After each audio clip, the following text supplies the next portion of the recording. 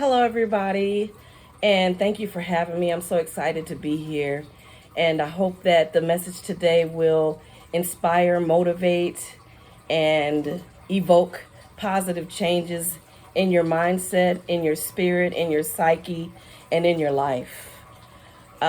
Today's title is What is the Big Deal About a Little Compassion? And I think for the subtitle, I wanted to just include He's Got You Covered.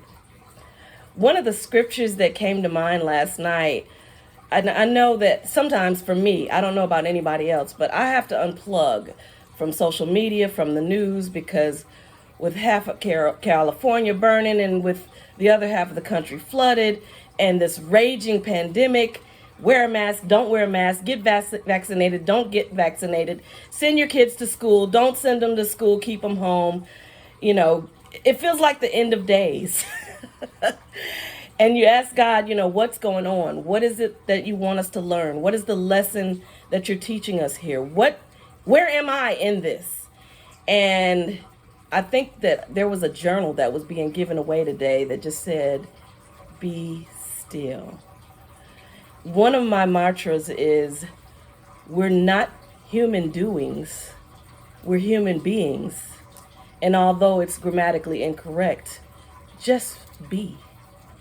You don't have to be doing, just be being. And a part of that being is to have compassion on yourself and on each other. The Greek word that I found for compassion is pronounced splygizmahi.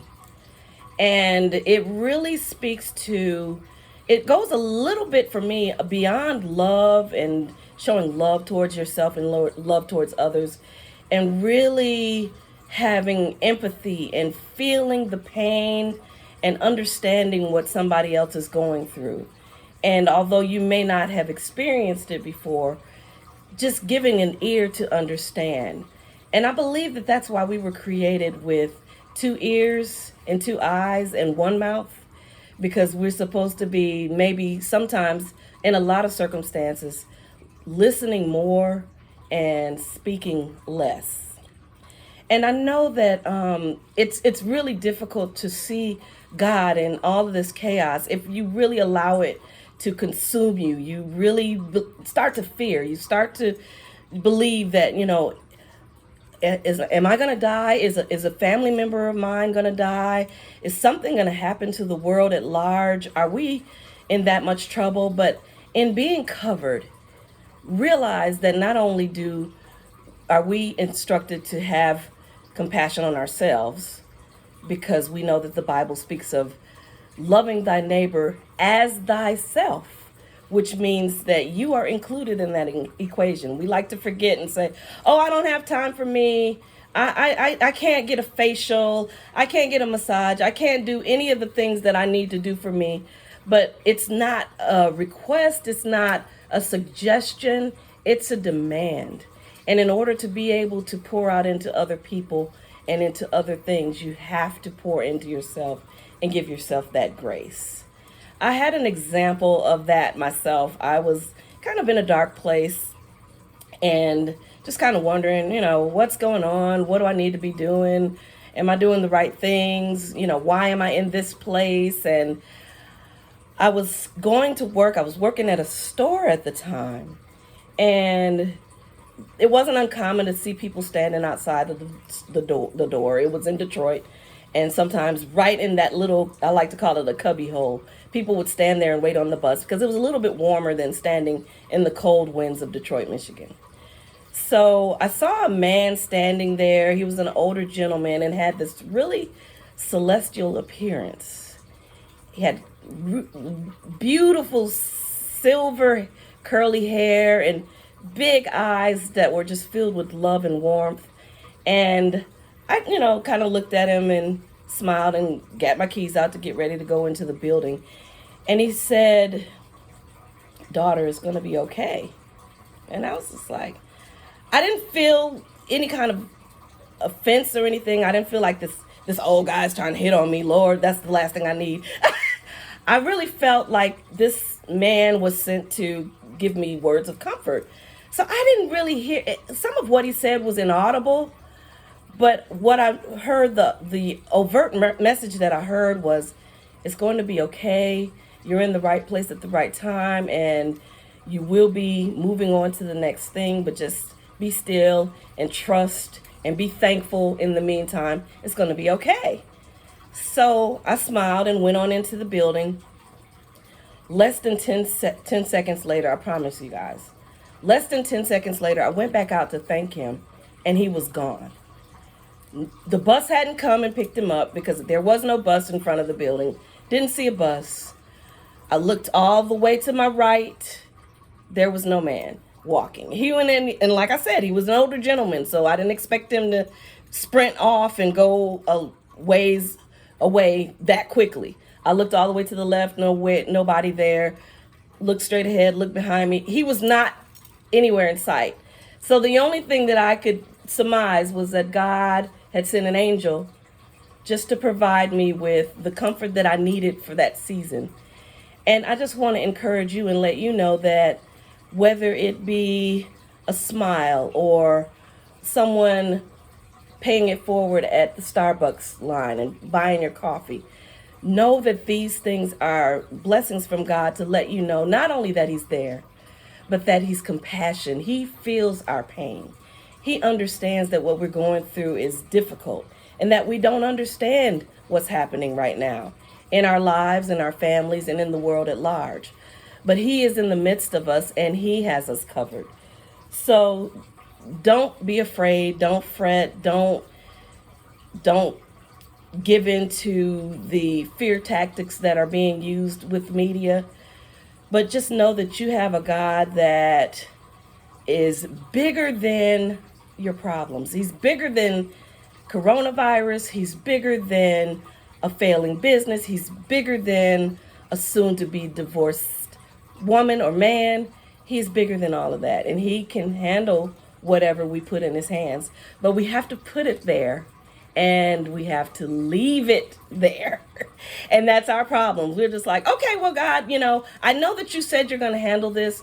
And I know you got this, but let me just take a little peek. Where are we now in the equation? What's going on now? What do I need to fix? You don't have to fix anything. Remember, just be. He doesn't want us to do anything. And when he does, he will provide us clear, concise instructions that will lead us and guide us into whatever it is that we need to do. So do not fret. Do not be afraid. God has not given us a spirit of fear, but a spirit of power and love and of sound mind.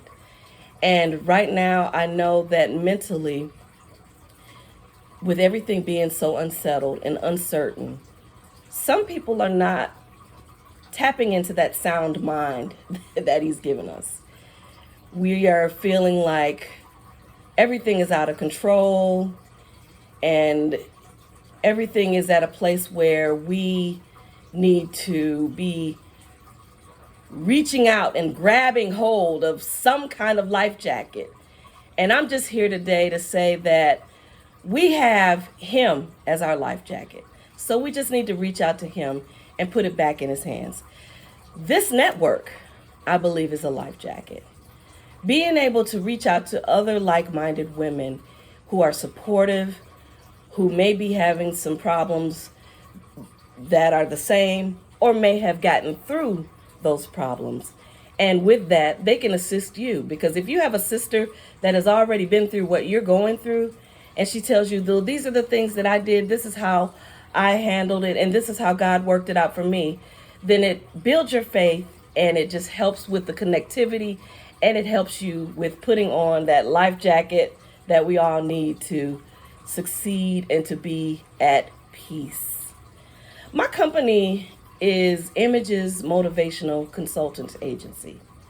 And Images, some of you may know, is an acronym that stands for imparting a message about God's expectation of our success.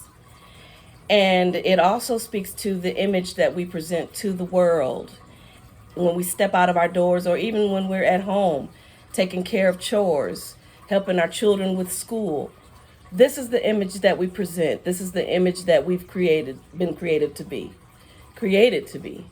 But the image that we present, I love the line in Eat, Pray, Love that says something about, I forgot exactly how it's worded, but something about us, the good, the bad, the ugly. Every part of us is us, and every part of us is okay, and it's embraced by God, and it's up to us to embrace it ourselves. Embrace all of that that's in us, all of our talents, all that our gifts, all that we understand, all that we don't understand.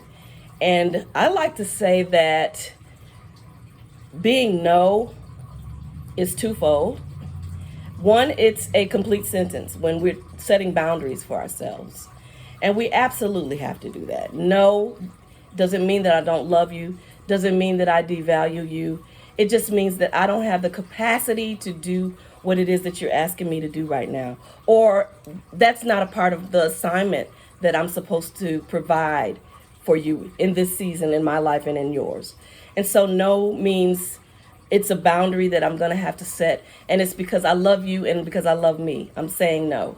But no is also an acronym. As you can see, I love acronyms. An acronym that stands for new opportunity. God was showing me compassion when I was told no at a job that I was at, and I wouldn't be able to be in this position had I accepted that position. So he told me no then. And I thought that I was being compassionate when I said yes to a friend of mine who was who needed a co-signer for a car. And my mom, who was actually on this call, said, "Are you crazy? Why did you do that? Why did you say yes to him? You should have said no. You should have set that boundary." But I didn't. I said yes. And what happened was he wound up not paying. And the bill collector called me, of course, because I am the co-signer. But you guys won't believe what happened. The bill collector became my friend. We started praying together, and we started just bombarding heaven together.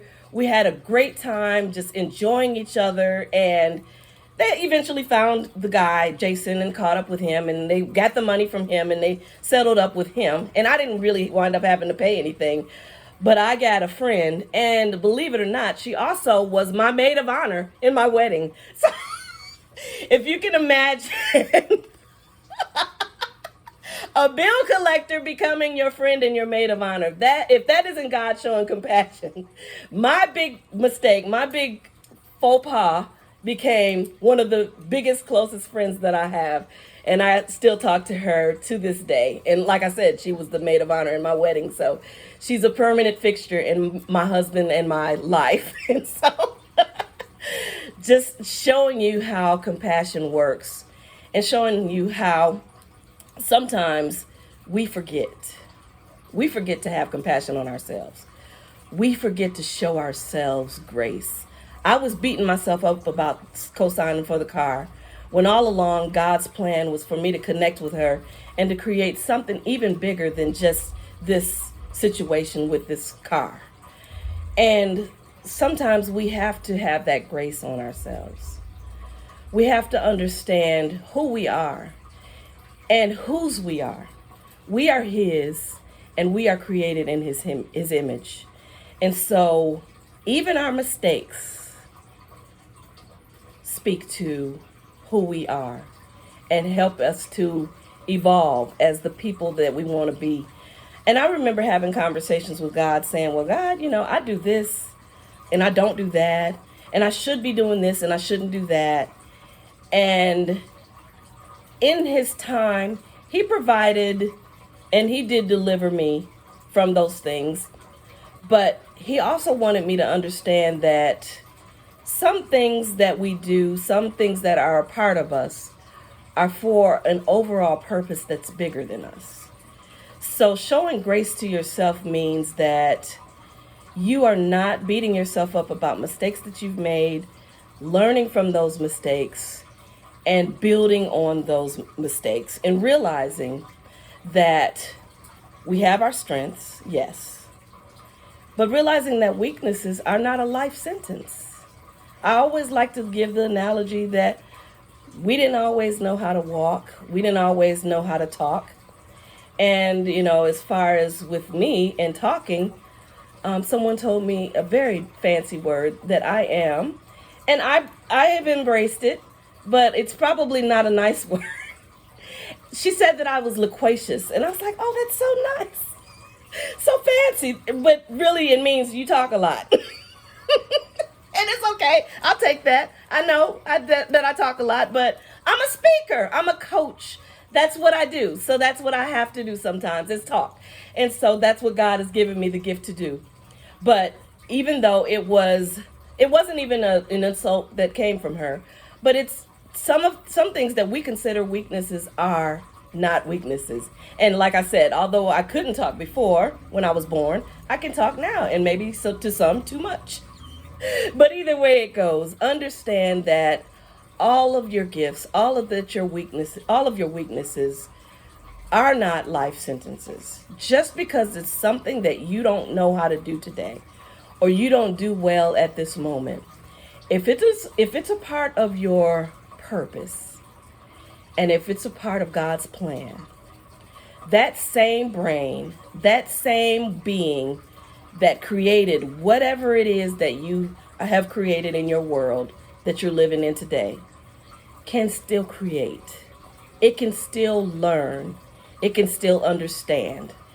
And if it's a part of the purpose, you'll be able to do it extremely well because of the fact that God made it a part of who you are and who you're supposed to be evolving into. So don't beat yourself about that. Beat yourself up about that. Have grace on yourself. Have grace on others. And right now we really need to just be cognizant of what other people are going through. Some things that people are going through, you may have been through. Some things that you're going through, that people are going through, you may not quite understand. But in having compassion, you try to get an understanding. You try to use these two things on the side of your head and your eyes and observing what is going on with them, what is happening, how can I be of service? And that's how you listen to your heart, and your heart tells you what it is that you need to do for them and what it is you need to do in your connection with them and how it really fits into the grand scheme of things, how it solves the overall puzzle. So understanding who they are and what they're going through and how you can be of service. The biggest thing in having compassion for me also, as I close, is living a life of thanksgiving. No, I didn't mean to say Thanksgiving. It has nothing to do with turkey and dressing and rolls and macaroni and cheese and potato salad and family gatherings. But it has everything to do with being thankful for the things in your life. The more thankful that we are, the more our bodies, our minds, our spirits are open to whatever God has for us. A closed hand cannot receive anything. But when we're thankful to God and when we're open to God, some people say the universe, we believe God. When we're open to that, He can put healing in our hands. He can put love in our hands. He can put fulfillment in our hands. Wherever we are finding ourselves empty or wherever we're finding ourselves lacking, being thankful for what we do have. Yes, I do have some things going on with my body, but I'm thankful that I'm able to do what I'm doing today. I'm thankful for the health that I have in my body right now. And I'm thankful that I serve a God who is able to heal me even beyond what I am feeling and experiencing in my body at this moment. So you can find all kinds of things to be thankful for, and that thankfulness will definitely open you up to the things that are planned for you and that are for you. God has nothing but good plans for us. And even in the midst of all the bad stuff, I like Carol, who spoke earlier about the skincare that she provides and how it has no BS. And some of us know the BS stands for something else, but she said bad stuff. And although we're surrounded with a lot of BS, a lot of bad stuff, we have the one good source that we need to hold on to. He's always there, he's always been there, and he will always be there for us. So let's love each other, let's love ourselves, and let's love the God that has his arms open and waiting for us to reach out to him. Be blessed, be well, and I hope I gave a word of encouragement. And I will open the floor back to the host. And I'm open to questions and to comments and anything that you have to share. Thank you. Yes. Would anybody